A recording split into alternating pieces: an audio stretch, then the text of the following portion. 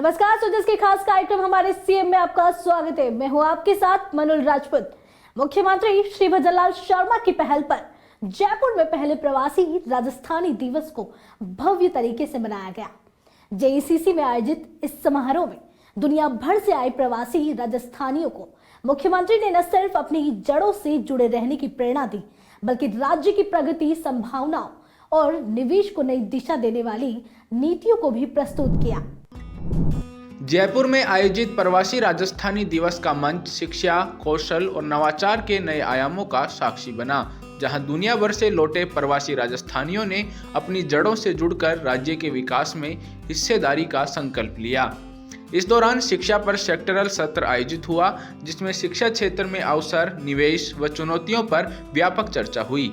मुख्यमंत्री श्री भजनलाल शर्मा और केंद्रीय मंत्री श्री भूपेंद्र यादव समेत कई दिग्गज वक्ताओं ने शिक्षा को ज्ञान आधारित अर्थव्यवस्था की नींव बताते हुए युवाओं को वैश्विक प्रतिस्पर्धा के अनुरूप तैयार करने पर जोर दिया। स्टार्टअप, डिजिटल लर्निंग और स्किल डेवलपमेंट पर हुई चर्चाओं ने यह स्पष्ट कर दिया कि राजस्थान शिक्षा और नवाचार के नए युग में कदम बढ़ा चुका है। शिक्षा पर आयोजित विशेष सत्र को संबोधित करते हुए मुख्यमंत्री श्री भजनलाल शर्मा ने कहा कि प्रदेश में शिक्षा के क्षेत्र में लगातार अभूतपूर्व काम किए जा रहे हैं। 12वीं कक्षा के तुरंत बाद राज्य के युवाओं के लिए कौशल उन्नयन और रोजगार के अवसर पैदा करने के उद्देश्य से अर्ली कैरियर प्रोग्राम टेक भी शुरू किया है। साथ ही स्कूली छात्रों में उद्यमिता और नवाचार को बढ़ावा देने के लिए आई स्टार्ट कार्यक्रम का विस्तार किया गया है। राजस्थान आज शिक्षा, कौशल अनुसंधान और नवाचार में परिवर्तनकारी दौर से गुजर रहा है। 12वीं कक्षा के तुरंत बाद राज्य के युवाओं के लिए कौशल उन्नयन और रोजगार के अवसर पैदा करने के उद्देश्य से अर्ली कैरियर प्रोग्राम टेक भी शुरू किया गया है। स्कूली छात्रों में उद्यमिता और नवाचार को बढ़ावा देने के लिए आई स्टार्टअप कार्यक्रम का विस्तार किया है। स्टार्टअप पॉलिसी से युवाओं के लिए नवाचार और उद्यमिता के अवसर बढ़े हैं। नई तकनीकी में अवसर सृजित करने के लिए अटल इनोवेशन स्टूडियो एंड एक्सीलरेटर स्थापित कर रहे हैं। ABGC XR पॉलिसी के तहत हमने एनिमेशन, विजुअल इफेक्ट, गेमिंग और एक्सटेंडेड रियलिटी जैसे क्षेत्रों में युवाओं के लिए अवसर के नए द्वार खोले हैं। युवाओं को नई तकनीकी में प्रशिक्षित करने के लिए राज्य में 3 सेंटर ऑफ एडवांस स्किलिंग स्थापित किए जा रहे हैं।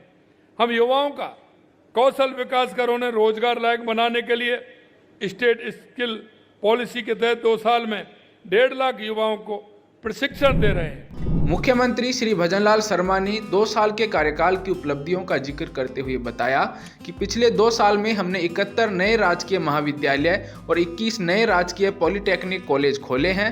177 नए कॉलेज भवनों का लोकार्पण भी किया गया है। पिछले 2 साल में हमने 71 नए राजकीय महाविद्यालय और 21 नए राजकीय पॉलिटेक्निक कॉलेज खोले हैं। 177 नए कॉलेज भवनों का लोकार्पण किया। 7 नए मेडिकल कॉलेज 12 बांसवाड़ा, नागौर, झुंझुनू, सवाई माधोपुर, टोंक और जैसलमेर में शुरू किए हैं। 2 वर्षों में करीब 2200 नई MBBS, PG और सुपर स्पेशलिटी कोर्स की सीटें भी हमने बढ़ाई हैं। राज्य के विद्यालयों में व्यापक स्तर पर रोशनी, रंग रोगन, स्वच्छता, सौंदर्यीकरण का महत्वपूर्ण कार्य किया है। प्रदेश के इतिहास में पहली बार इतनी बड़ी संख्या में विद्यालयों को एक साथ कायाकल्प किया गया है। हमने देखा कि विद्यालयों की हालत ठीक नहीं है। हमें यह भी पता है कि ये कोई हालत हमारी 1 साल में, 1.5 साल में, 2 साल में नहीं हुई। लंबे समय से उनकी हालत इस तरह की थी। लेकिन हमने कहा कि जब हमारे विद्या के मंदिर अगर हमारे ठीक नहीं होंगे तो हमारा विद्या का स्तर भी ठीक नहीं रहेगा। शिक्षा को एक अच्छा माहौल चाहिए। उसके लिए हमने कहा कि जितने भी हमारे विद्यालय हैं उनको ठीक प्रकार से किया जाए, और इसलिए हमने एक साथ कायाकल्प किया है। और जहां आवश्यकता है हमने वो भी कहा है, हमारे सांसद हों, विधायक हों, हमने विधायकों को कहा है कि आप उसका 20% पैसा हमारे विद्यालयों के लिए देंगे, चाहे छोटी से मोटी कोई कमी होगी उसको आप पूरा करेंगे। हमने ये भी कहा है कि हर विद्यालय के लिए आवश्यकता होगी, हमारी सरकार पहले विद्यालय को ध्यान में रखते हुए वहाँ उस क्षेत्र में काम करेगी, जिससे कि किसी प्रकार की दिक्कत नहीं हो। 41 जिला मुख्यालयों पर बीबीए, 7 संभाग मुख्यालयों पर बीसीए और 41 महाविद्यालयों में कंप्यूटर साइंस विषय पर शुरू किए गए हैं। कॉलेजों में आईसीटी लैब, स्मार्ट क्लासरूम बना रहे हैं। बालिका शिक्षा को बढ़ावा देने के लिए करीब 40,000 बालिकाओं को स्कूटियों का वितरण भी किया गया है। राजस्थान टेक्निकल यूनिवर्सिटी कोटा के 7 कॉलेजों में AI, big data, robotics, IoT और ईवी आदि के सेंटर ऑफ एक्सीलेंस स्थापित किए गए हैं। 4,000 विद्यालयों में 8,000 स्मार्ट क्लासरूम और 500 पीएम श्री विद्यालयों में डिजिटल लाइब्रेरी की स्थापना की गई है। इसके साथ साथ हमें लगा कि उस विद्यालय में, क्योंकि हमारे विद्यार्थी पढ़ते हैं, तो उनको आगे एग्जाम देने के लिए आवश्यकता है कि लाइब्रेरी या ई लाइब्रेरी। माननीय हमारे केंद्रीय मंत्री भूपेंद्र जी भाई साहब से जब मेरी बात हुई थी, उन्होंने कहा कि आवश्यक है, आपने अपने संसदीय क्षेत्र में हर विद्यालय में लाइब्रेरी खोलने का निर्णय किया था।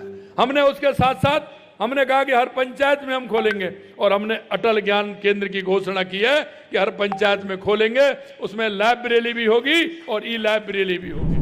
सत्र की अध्यक्षता कर रहे केंद्रीय वन एवं पर्यावरण मंत्री श्री भूपेंद्र यादव ने इस दौरान कहा कि राजस्थान शिक्षा के क्षेत्र में सदैव अग्रणी रहा है। स्कूल शिक्षा में अजमेर, तकनीकी शिक्षा में पिलानी, कोचिंग संस्थानों में कोटा जैसे शहर आज देश भर में जाने जाते हैं। उन्होंने कहा कि नई शिक्षा नीति में विद्यार्थियों को प्रोडक्ट के बजाय पर्सनैलिटी बनाने पर जोर दिया गया है। आजादी के बाद से अगर लड़कियों के लिए अच्छे शिक्षा संस्थान की बात हुई तो वनस्थली का नाम, आर्य विद्यापीठ भुसावर, भरतपुर का नाम देश में अग्रणी रहता था। इंजीनियरिंग टेक्नोलॉजी में बिट्स पिलानी ने अपना एक अलग स्थान और मुकाम पूरे देश में प्राप्त किया। स्कूली शिक्षा में भी अजमेर हमेशा से पूरे देश में एक अग्रणी शहर रहा, जहाँ अच्छे हॉस्टल वाले स्कूल रहे, और कॉम्पिटिटिवनेस के समय में कोचिंग एजुकेशन की भी बात आई तो कोटा ने एक बड़ा मुकाम हिंदुस्तान के नक्शे पे हासिल किया। राजस्थान विश्वविद्यालय, जोधपुर विश्वविद्यालय, उदयपुर विश्वविद्यालय और उदयपुर में भी विद्या भवन संस्थान ने बड़ा अच्छा नाम किया, भोपाल नोबल्स ने अच्छा नाम किया। और इतना ही नहीं, राजस्थान में कृषि क्षेत्र में भी जोबनेर में बहुत पहले एग्रीकल्चर कॉलेज खुला। सत्र में उप मुख्यमंत्री डॉक्टर प्रेमचंद बैरवा, शिक्षा मंत्री श्री मदन दिलावर, ग्रामीण विकास राज्य मंत्री श्री ओटाराम देवासी ने राष्ट्रीय शिक्षा नीति के क्रियान्वयन को प्रदेश की शिक्षा व्यवस्था में क्रांतिकारी बदलावों की शुरुआत बताया और उन्होंने प्रवासी राजस्थानियों व भामाशाओं से निवेश का आग्रह किया। प्रवासी राजस्थानी दिवस पर यह विशेष सत्र शिक्षा, कौशल और नवाचार के भविष्य की एक सशक्त झलक प्रस्तुत कर गया। मुख्यमंत्री श्री भजनलाल शर्मा और अन्य वक्ताओं ने यह साबित कर दिया कि राजस्थान ज्ञान आधारित अर्थव्यवस्था की ओर निर्णायक कदम बढ़ा चुका है। इस की खास कार्यक्रम हमारे सीएम में फिलहाल के इतना ही, फिर मिलेंगे किसी नई खबर के साथ। तब तक के लिए देखते रहिए शुद्ध समाचार। हमारे चैनल को लाइक, सब्सक्राइब और शेयर करना ना भूलें। धन्यवाद।